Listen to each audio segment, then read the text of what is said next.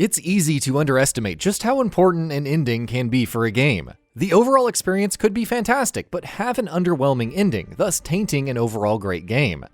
Bad endings in video games are nothing new, but there are other ways to mess up a conclusion. Let's take a look at 15 annoying things about endings that more than a few players have dealt with. DLC required. Remember how Frank West valiantly sacrificed himself at the end of Dead Rising 4 so that Vicky and Brad could escape? Yeah, well, that's not the true ending. Purchasing the Frank Rising DLC reveals that West actually became a zombie, got better, and then maybe escaped, or not, depending on your choices.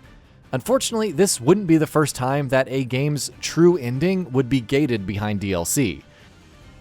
Improving the original ending, but not really.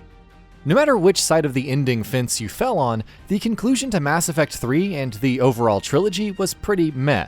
Such was the backlash, however, that BioWare sought to fix this with the extended cut. And while it was neat to refuse the Reapers or see additional cinematics about what your actions accomplished, did that really wrap up years of choices and character development? Well, not really. Continued in DLC or sequels? Maybe. Starting with policing a city ravaged by the green poison, agents in the Division 1 quickly found themselves opposing rogue agent Keener. By the end, Keener had absconded with the virus and promised some terrible stuff before disappearing from the story.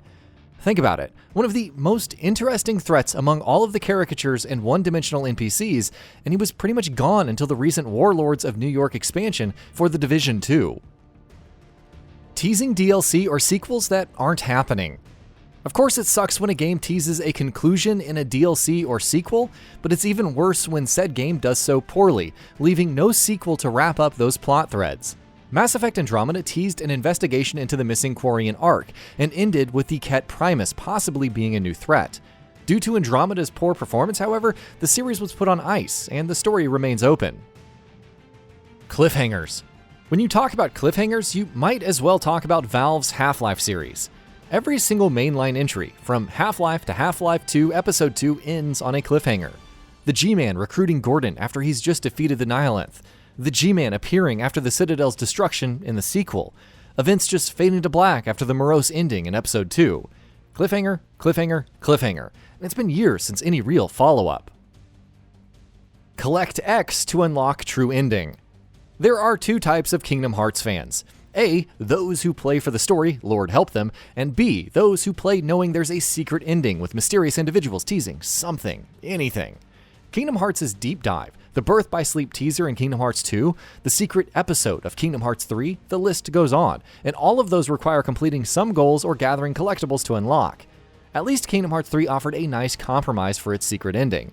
Complete the game on Proud Mode, which admittedly wasn't too bad, and you'd only need to collect 30 lucky emblems as opposed to 90 on Beginner.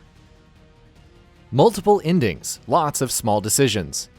Multiple endings aren't that bad when it comes to wrapping things up, but what about games with all kinds of endings, each requiring various small decisions to unlock?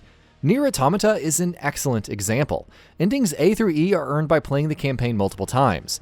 Everything else requires failing at specific points in the story, like dying in the opening mission, removing your OS chip, or even self-destructing inside of the Yorha bunker.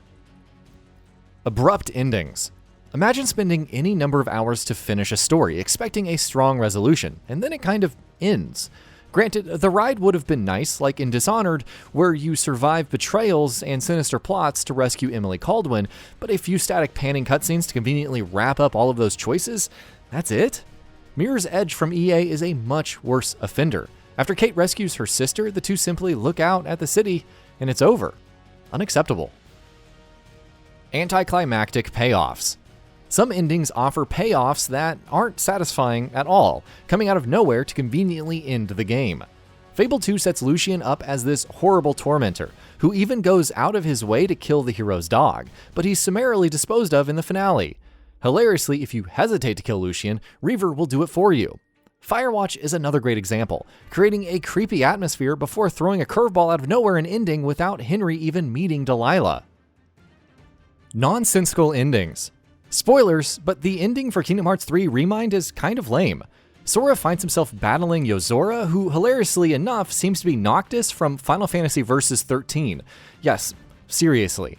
Why? Well, we'd question all of the nonsense that Sora went through just to change the base game's ending and prevent Kairi's death, but this ending was just the final straw in the convoluted coffin of narratives. What a twist! So, you just played through Saber Interactive's Inversion. You've reached the end of this whole gravity-defying adventure, hopefully to find Davis's daughter. However, when Davis seemingly dies, sacrificing himself to prevent the inversion's self-destruction, the less questions asked, the better, it's revealed that his daughter had passed from the start. His partner Leo knew all this time but couldn't tell him. Why just change that out of nowhere, especially when Davis actually survives? It's unclear. Endings that change a series. Endings that fundamentally change a game's story for the worse are one thing. Try an ending that changes an entire series. Metal Gear Solid 5: The Phantom Pain was built up as this big deal, and even with the overall inconsistent plot, we had hoped that the ending would resolve something. Turns out, it simply explains how Big Boss survived the destruction of Outer Heaven in Metal Gear 1, because it was actually Venom Snake and not the real Big Boss. This whole game has been the tale of Big Boss's body double who just dies in Metal Gear 1. Yep. Cut endings. Cut content is often the result of unfortunate circumstances. See Metal Gear Solid 5: The Phantom Pain, Episode 51, which would have concluded Liquid's plotlines with Venom Snake. Konami maintained that Mission 51 was cancelled and not meant to be the ending, but footage of the same appeared in the Collector's Edition and showcased the fates of Liquid Snake, Psycho Mantis, and so on. Sounds pretty important to us, but Konami disagreed. It was all a dream.